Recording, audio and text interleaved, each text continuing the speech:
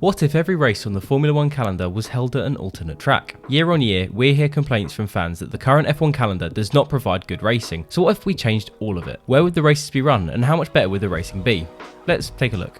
As we've discussed in previous videos, for a track to host a Grand Prix, it needs to hold an FIA Grade 1 licence. We'll be following that same logic here, so no, Bathurst can't host the Australian Grand Prix. And for the record, we'll be following the original 2020 calendar before any COVID-19 changes. Right, let's get started. First on the calendar is of course the Australian Grand Prix. Now we immediately run into an issue here with the fact that the Albert Park circuit is the only Grade 1 track in the nation. However, there are 3 Grade 2 circuits: the Gold Coast Street Circuit in Surfers Paradise, the Sydney Motorsport Park on Phillip Island, and the Bend Motorsport Park southeast of Adelaide. The difference between a Grade 2 and a Grade 1 circuit is almost always in the facilities available at the track, as well as some specific regulations such as track width. A street circuit is difficult to change in order to meet regulations, so the Gold Coast Street Circuit is immediately out of the running. Phillip Island is also out, as infrastructurally it couldn't host a Grand Prix. For example, there is just a single bridge on and off the island. That leaves the Bend Motorsport Park. With the construction of upgraded facilities for media, race control and marshals, the Bend could very well host a round of the Formula 1 World Championship. The international layout would likely be used, a 4.9km circuit with some long sweeping corners and some slower technical sections too. The longer GT layout is actually the second longest permanent racing circuit in the world, only shorter than the Nürburgring Nordschleife layout. However, 7.7km in length makes the GT layout longer than the FIA Grade 1 boundaries of 3.5 to 7km. Next up is the Bahrain Grand Prix. As it turns out, the Bahrain International Circuit is the only racing track in the entire country of Bahrain.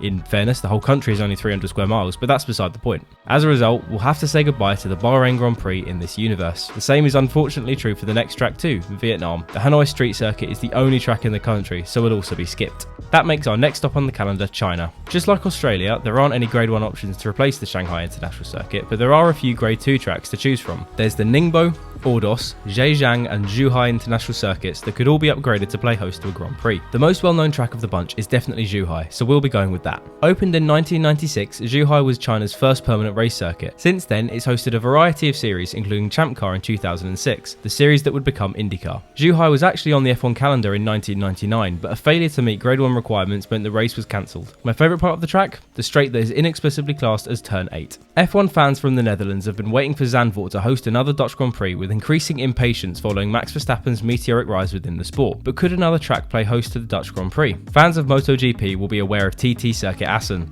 the host track of the Dutch round of the series every year since MotoGP's inception in 1949. It's an FIA Grade 2 circuit, so would need some track adjustments to play host to an F1 race, but in theory it could be done. Whether MotoGP fans would let you near the track is a totally different question. I'm not entirely sure they'd be on board with F1 changing the layout of the track to host a race. The track plays special significance to MotoGP fans due to its long tenure on the calendar. The Spanish Grand Prix would be next, and for the first time on this list, there are several FIA Grade 1 circuits to choose from. We've chosen the Circuito de Jerez, we'll just call it Jerez from now on, due to its history of both hosting Grand Prix and winter testing. Between 1986 and 1990, the Spanish Grand Prix was held at Jerez, and winter testing as recently as 2015. Formula 2 also held a standalone event at the circuit in 2017. Set right in the south of Spain, Jerez is defined by its 2 long straights, the sweeping turns 3, 4 and 5, and of course the sharp turn 6 that saw massive controversy in the 1997 season. This was the site of the collision between championship rivals Michael Schumacher and Jacques Villeneuve, with the German disqualified from the season as a result. The next 2 tracks would be Monaco and Azerbaijan, and as you may have guessed, these are the only tracks in their countries, so we'll be skipping them too. Canada would therefore play host to the next round of the championship, and there is just one option to replace the Circuit de Gilles Villeneuve. The Canadian Tire Motorsport Park, often referred to as MoSport, is an FIA Grade 2 circuit set in Ontario. The track hosted the Canadian round of the F1 World Championship between 1967 and 1977, although more recently major events have elected not to race at MoSport. Instead, IMSA and some lower categories of NASCAR are the main events each year. The track would certainly need facility upgrades and widening to allow Formula 1 cars to race at the circuit safely. Put it this way,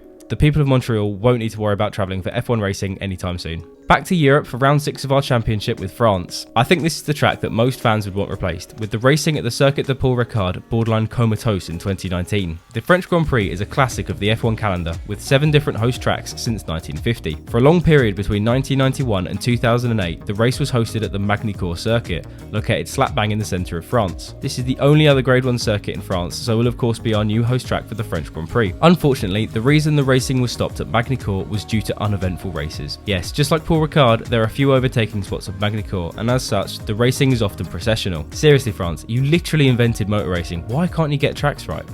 Well, that's where we'll leave it for episode 1. We'll go through the rest of the calendar next week, so make sure you subscribe to the channel so you don't miss that. And if you enjoyed this video, why not leave a like? It helps out massively. And of course, if you disagree with any of the tracks we've mentioned, let us know in the comments. Until next time, goodbye.